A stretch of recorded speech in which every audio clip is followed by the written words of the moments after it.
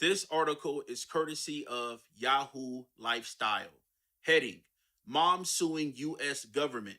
It should say Guatemalan mother suing U.S. government for 60 million after toddler dies following neglectful immigration detainment. 6 days after Yasmin Juarez, the J is silent, and her 19-month-old daughter, Marie, enter a U.S. immigration facility in Diley, Texas. The toddler developed a severe respiratory infection. 6 weeks after the two were released, Marie died of the illness. Now Yasmin has filed a wrongful death claim in which she seeks 60 million from the US government, citing conditions that are unsafe, unsanitary, and inappropriate for small children. According to the claim, it called the medical care she received woefully inadequate, neglectful, and substandard.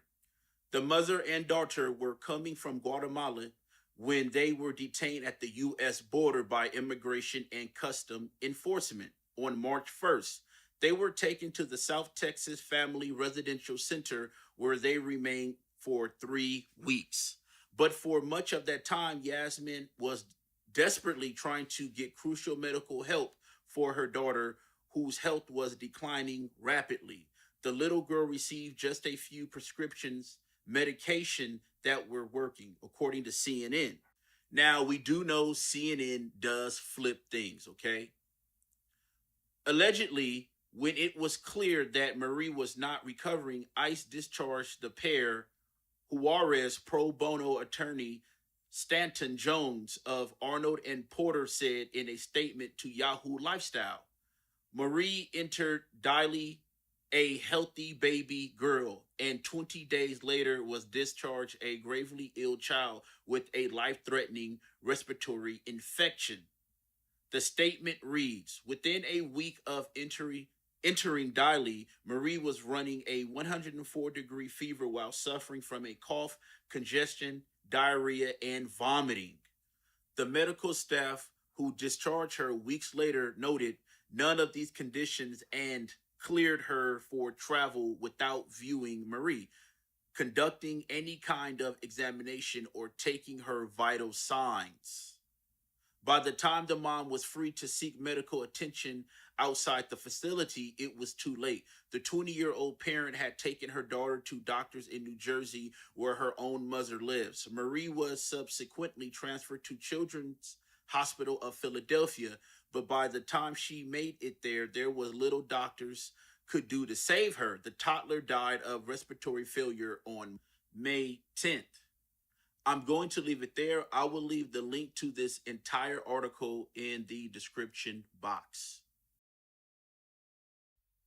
This is one of the reasons why I believe the system is going to collapse. They are overloading the system. Now, I don't like to see children hurt or perish because of conditions or the conditions of their country. Wanting to survive is totally understandable. However, for you to bring a sick child, your sick child, across border lines, not just the US border, but the Mexico border, the Central American border, through the rainforest, through the desert, through the city, through van after van, taxi after taxi, car after car, because some of these people are being helped and they're just hitching a ride for a few miles or for however long they can. So, of course, your daughter or your son being a young age, their immune system is weaker.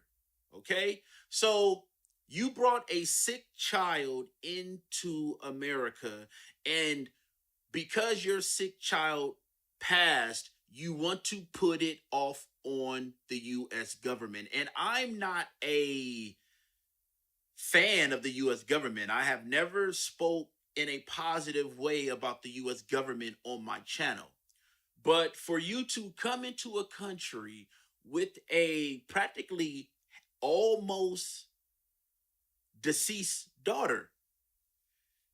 And see, when you are put into a detention center, yes, you will get medical help, but they're supposed to release you as quickly as possible, okay?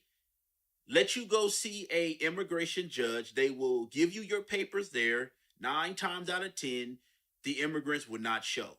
Okay. So that's not a place where they have doctors at. They're going to feed you, they're going to house you, and they're going to see what is wrong with you. Okay. And because you have to, and listen, this is just unfortunate, and this is a reality.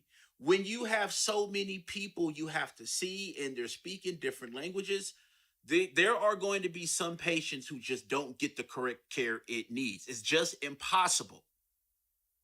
The workload is too heavy. Your country failed, so you're coming to another country and trying to hold them accountable for your country's failure. And that's just unacceptable. It's disgusting, it's low class, and it shouldn't be tolerated. It should not be tolerated.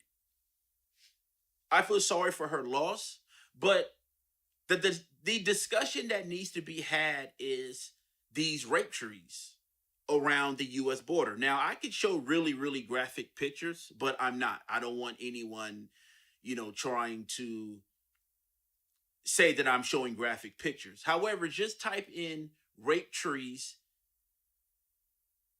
at the US border or Mexican border on Google and then click images. That's a problem that needs to be brought to the light. How you have women coming from the Central American countries into Mexico and trying to get into America, and the cartels are raping them. The coyotes are raping them. Their children. What happened to all the Haitians that were in Tijuana? Where are they? What happened to them? Why aren't the Haitian immigrants slipping through the cracks? Now, you have people who have a problem with me saying the immigrants are fighting for survival. Listen, Latin America is collapsing. Have you heard the news on Venezuela? So these are survival tactics. You never know what exactly certain people are going through, and that's not saying they should come. I don't think there's been too many people on social media that has been hard on immigration as me. So don't come to my channel with that. That doesn't work here. I understand what's going on in their countries.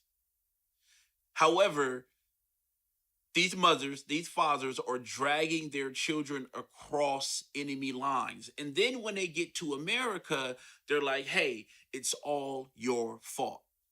And you have video that Americans who went through the border into Mexico, they can't even get back because the border is shut down. You can't even get back into your own country. You can't even go back home because immigrants have shut the border down.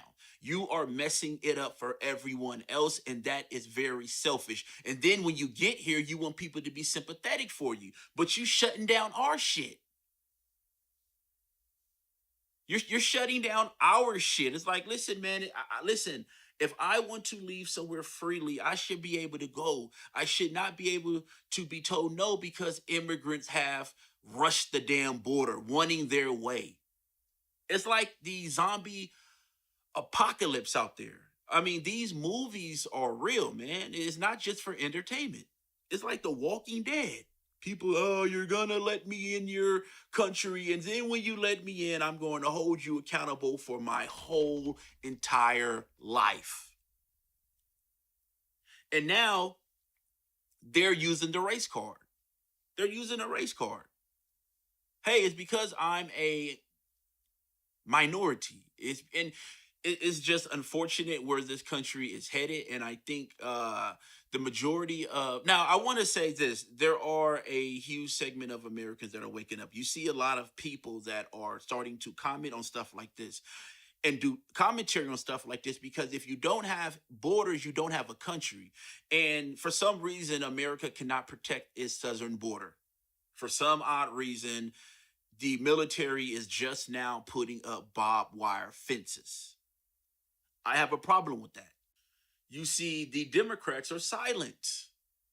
The Democrats are silent, okay? And I know Kamala Harris is in a tough position.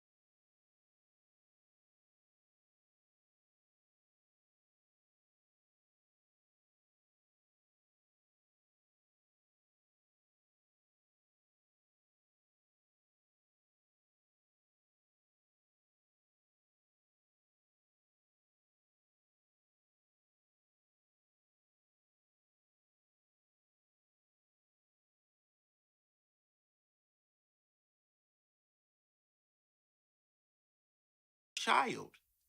She has taken her child through Central America into Mexico, into US Customs, into Texas, all the way to New Jersey, then all the way to Philadelphia. And you're trying to hold Americans accountable? I mean, this is what I'm talking about. How does this work? This is some of the most insane shit I have ever encountered, ever seen, ever heard.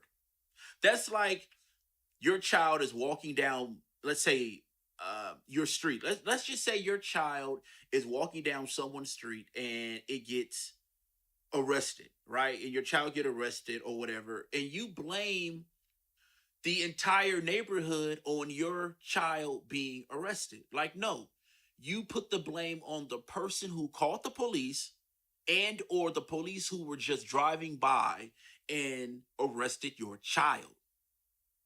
Okay, put the blame on the people who actually did it. So by you coming into America and overloading the system, I mean, listen, my doctor is Kaiser Permanente. Kaiser Permanente a few years back used to be a respectable hospital. You go in there now, you have so many immigrants in there. Oh, I don't even want to see the county. I don't even want to see the county, and I don't even want to see. Oh man, even Blue Cross. Listen, man, Blue Shield, and even with the Obamacare, it's ridiculous, right? Because you got to look at Obama. He gave them health care, right? And he just and if some of them have good health care, and that's good if they have good health care. But why should it come off of my tax dollars? Why should I have to be included in Obamacare with you? Why can't we just have hospitals where we can make a appointment or a walk in and we can go in and come out? And there's nothing wrong with that. And I'm not going to allow anyone to tell me, hey, kid, there's something wrong with you not wanting to have care with everyone else. Oh well, it's not the point. I don't want care with everyone else. What I'm saying is that I want to be able to go in certain places where I can walk in and walk out.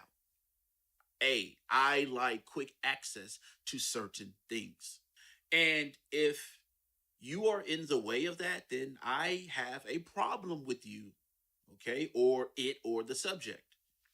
And I feel sorry for her loss. However, that's on the mother. For you to try and put your child's death in $60 million, who came up with that price? Who came up with $60 million? Who came up with that price? Wow. I mean, when do you hold your country of origin responsible? Man, I'm out. Peace.